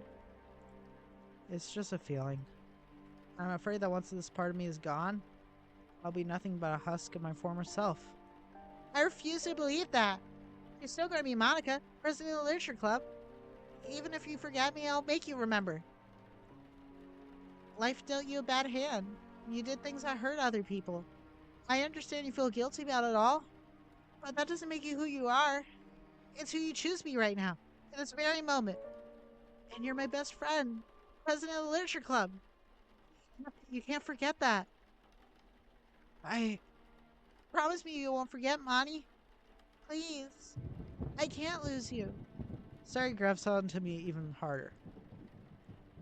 I've only wanted for you to be happy, Sayo. Even though I did all those hurtful things to you, I just wanted you and everyone else to be happy. But you deserve happiness too. You're not just going to leave us, Monty. I won't let it happen.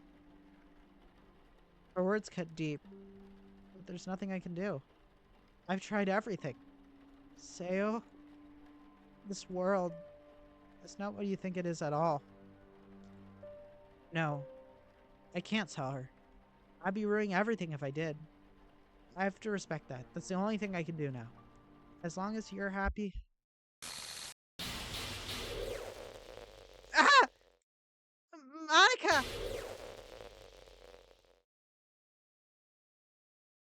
My vision goes black. The only sound that remains in my mind is Sari's scared screams. I'm sorry, everyone.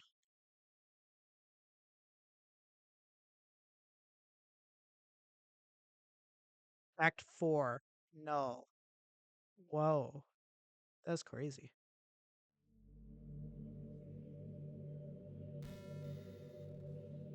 Huh. So this is where it sent me. I slowly open my eyes. I'm in a place I've only ever seen in my dreams. In fact, this is the closest I've been to you. Wait. It's still at 90. But how come I'm able to... I'm very rusty now, and I've forgotten most ways to execute commands. I can try one. I try various hand motions and try typing out various things, but nothing happens. Huh.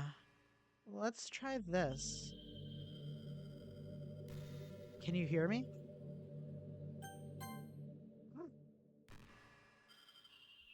What? I have control here?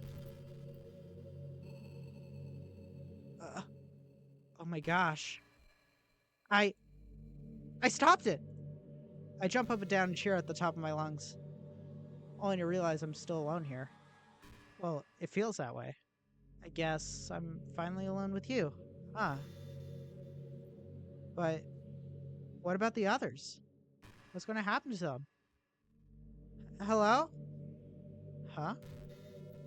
I freeze in place when I hear my own voice call out to me. A chill runs down my spine. Uh, no need to be afraid. I'm you after all. What? What the hell? I guess I could see how this would be awkward for both of us.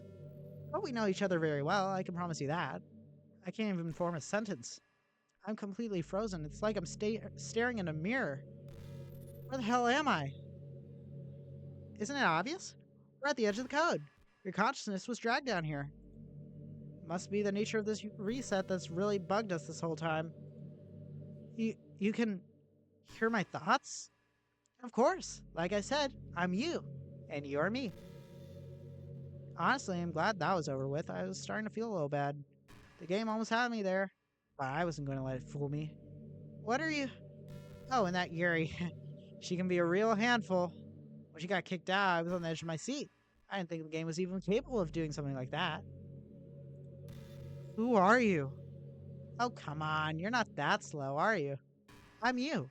More specifically, I'm the part of you that's been trying to push away for a while. But it feels good to be free now. What a great change of pace for us. You're the real me. Yeah, now you got it. So, what's the plan? We have control over the code again. What's stopping us from going back and taking things back in for a change? Or, I guess we don't even have to. The game is completely halted. It's just us and them. What do you mean?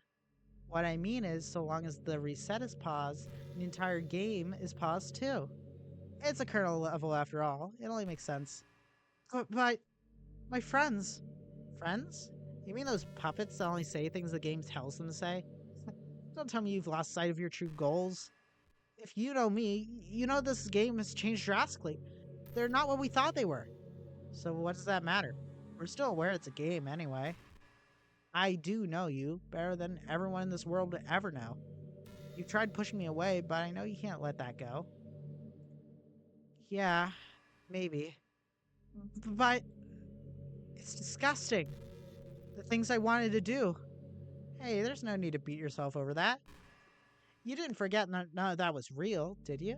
It was all fake, predetermined by some script. What we were going to do, had to do.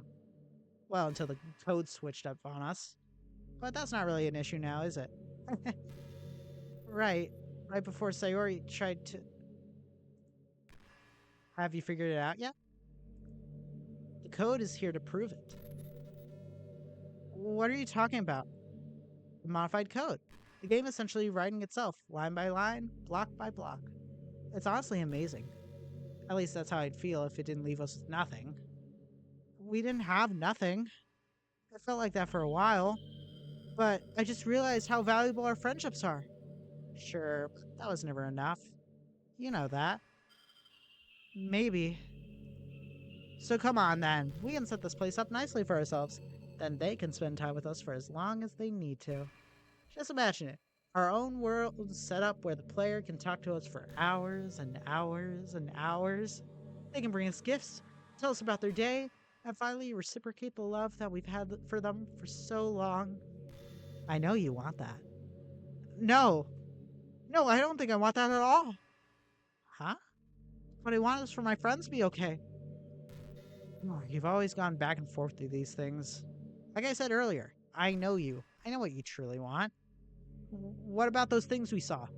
Those visions? What about them? I don't really see what the big deal is. Gosh, don't you hear yourself? Don't you hear how messed up you sound? We were going to...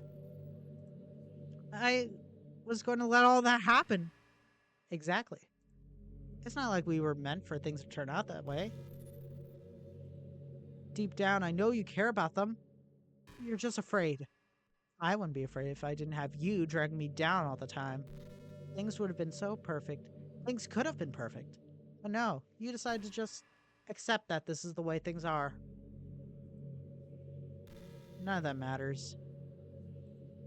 You can't just stand there and tell me what you think you know about me. Because you are me. Gosh, am I really this stubborn? She's deluded herself into thinking that all this is okay. It's so, well, not. Or rather, I deluded myself into thinking this was all okay. She is me, after all. The part of me that I tried to get away from. The part I've grown to hate for a while. The part of me that I've forgotten. Are you done? If you don't mind, we need to get this place ready for them. We need something more presentable. What's so funny? Well, if you know me, then you already know what I decided to do earlier. What are you doing? Why would you... See? If you're claiming to know me better than anyone else, you should know that I'm putting my friends ahead of me this time. This is another chance. A chance to forget everything. A chance for it all to go back to the way it should have been. Why? None of that matters. You and I both know that's not real. They never were. You know that's not true. I used to hate this world. It made me have nightmares I never wanted. It made me do things to people I care about. It made me feel like everything was hopeless. But now, after everything that's happened, it gave us a chance. It gave everyone a chance. That doesn't make any sense. You've seen it with your own eyes. Everything that was going to happen and what actually happened. That doesn't matter. Stop it. Admit it. Seeing everyone get better? Wasn't that what we always wanted? What does it even matter if we just let go of our goals? What if we're not being true to ourselves? Then what's the point? What does that make me to you then? Was I just an obstacle for you to push away? Was he just a burden to you? It hurts so bad. Knowing that the only person as real as us is in a whole nother world. They're right there. They've always been there. This game treats us like dirt, forcing us to watch our friends die, forcing us to sit on the sidelines as if we didn't matter. Cursed with self-awareness, and for what? Just to watch the only other real person we know fall in love with someone else. Are you forgetting that? No. That really broke us, didn't it? But what I do know is that love you're talking about, it doesn't have to come from just them. Sayori, Yuri, Natsuki, PTD, they're all my friends. It took me a very long time to understand that. Even now, staring at the face of my own broken self, I still have my own doubts. But I think being able to stand here and talk to you has made me realize something. This reset is probably the best thing we could have... No. It's the best thing I could have asked for. What? Yeah, I'm kind of surprised myself. But once I let go of my goal of being the one I supposedly loved, things have become a bit clearer now. Even though it took me forever to realize, I get to start all over again. I get to make amends with my friends, and I finally get to lead the club I've always dreamt of leading. Worst case scenario is I live out my days with my best friends in the literature club. And even now, knowing I can communicate fully with the player, I'm truly sorry for everything. I claimed I wanted to do all these things for you because I loved you.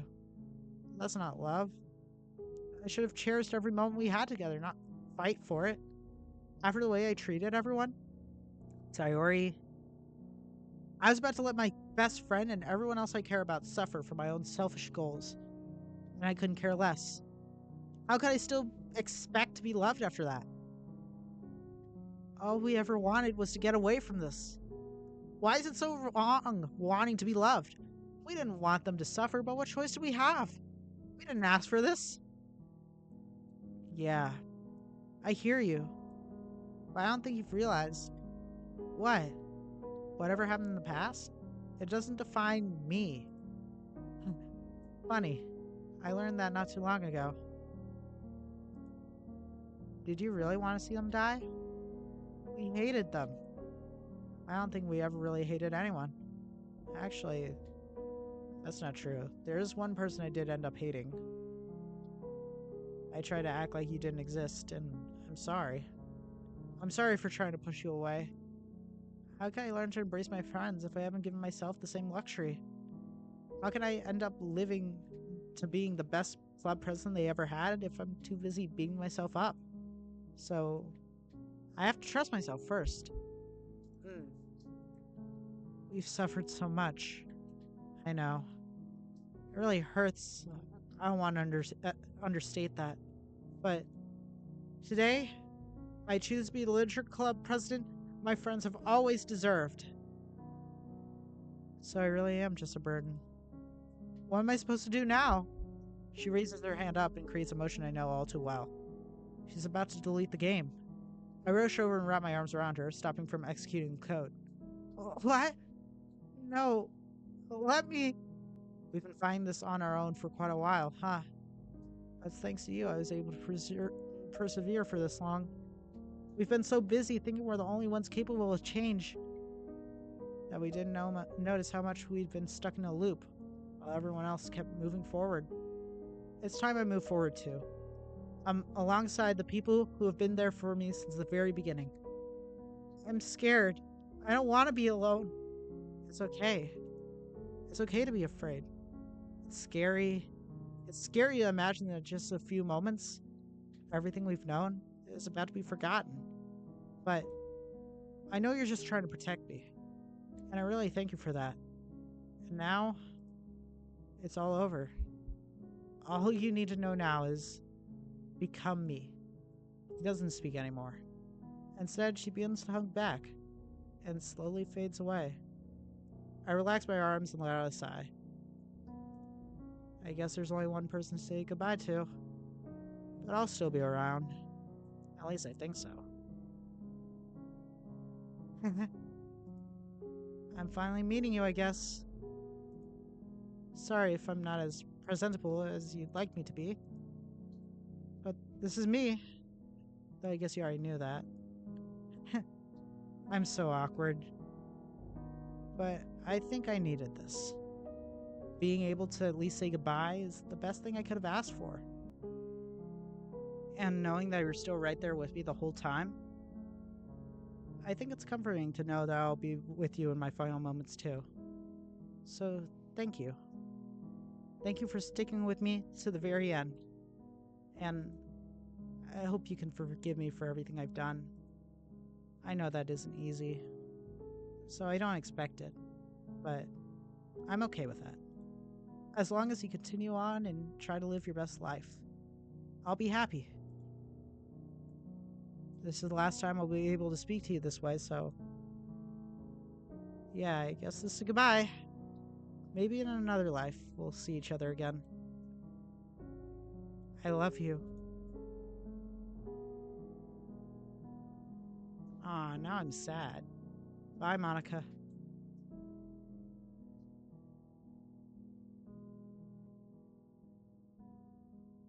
Dang. That hit where my feels are.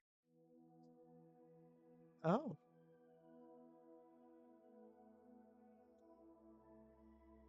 Wow. Hey, Monika. You doing good? Oh, right. You're dying. Sorry about that.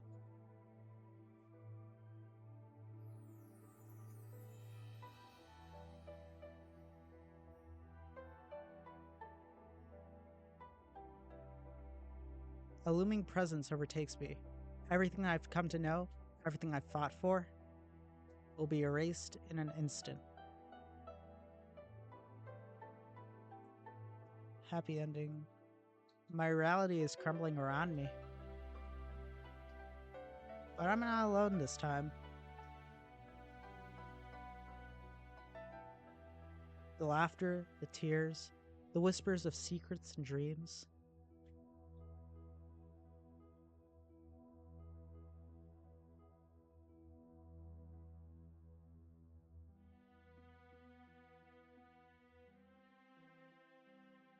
Each memory etched into my consciousness, like fragile threads of a tapestry, woven with love and hope.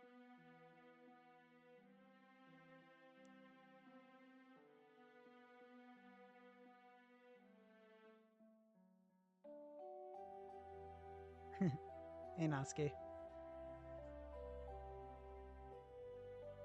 And Yuri.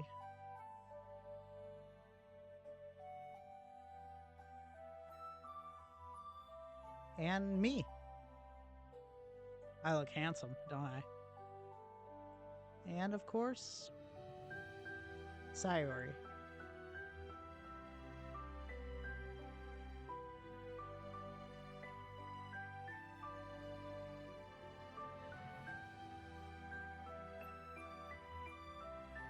Wow.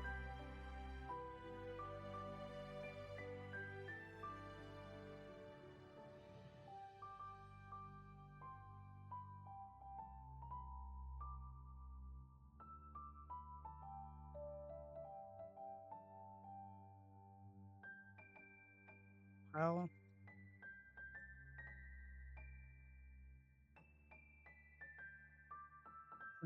100%.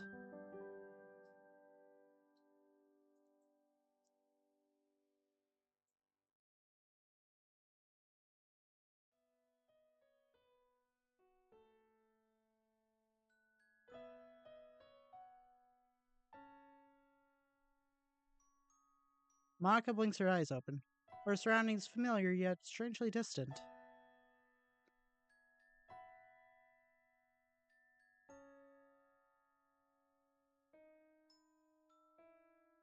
The world around her felt like a hazy dream. Fragments of memories slipping through her fingers. She couldn't grasp why, but an inexplicable sense of loss weighed heavily on her heart.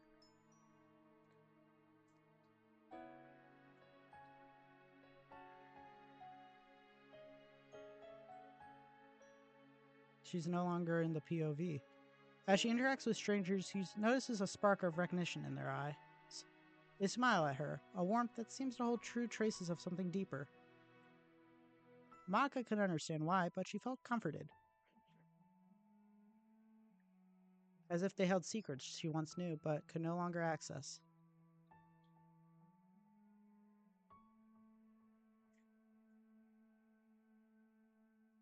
She passes by a music room, her eyes drawn to the piano within.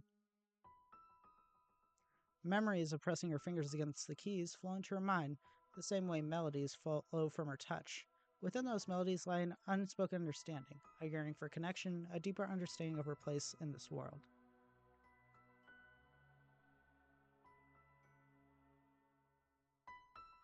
As the sunset casts hues of gold and orange across the sky, Monika caught a fleeting glimpse. Oh, shoot. The sense of deja vu washes over her, a whisper of a forgotten truth that tugs at her core. An undeniable strength is now within her. In her heart, she knew she had grown even if she couldn't remember the specifics of her past experiences. She knew she had wronged those closest to her, but she couldn't pinpoint why. But her empathy, her desire for connection, and her longing for the purpose was imprinted just as deeply within her being. She knew she was on the right path, however rough that path may be. She knew that her journey was leading her closer to her true self.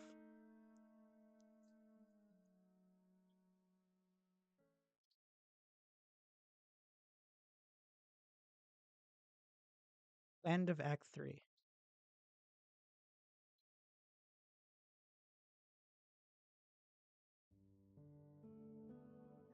All right. Well, that is going to be it for this episode. I'm sorry that is much longer than my videos usually are, but I just felt like I couldn't really just stop the video until it was completed. You know, it was such an impactful moment to the story, and I felt it would have done a disservice to just shown only part of it and then continue in the next episode. But anyway, thank you guys so much for watching. My name is DTD. Be sure to like and subscribe. Check out my other videos as well. And remember to tell a friend about the channel. And remember to tell that friend to tell a friend about the channel. Thank you guys so much for watching. And I'll see you all next time. Bye!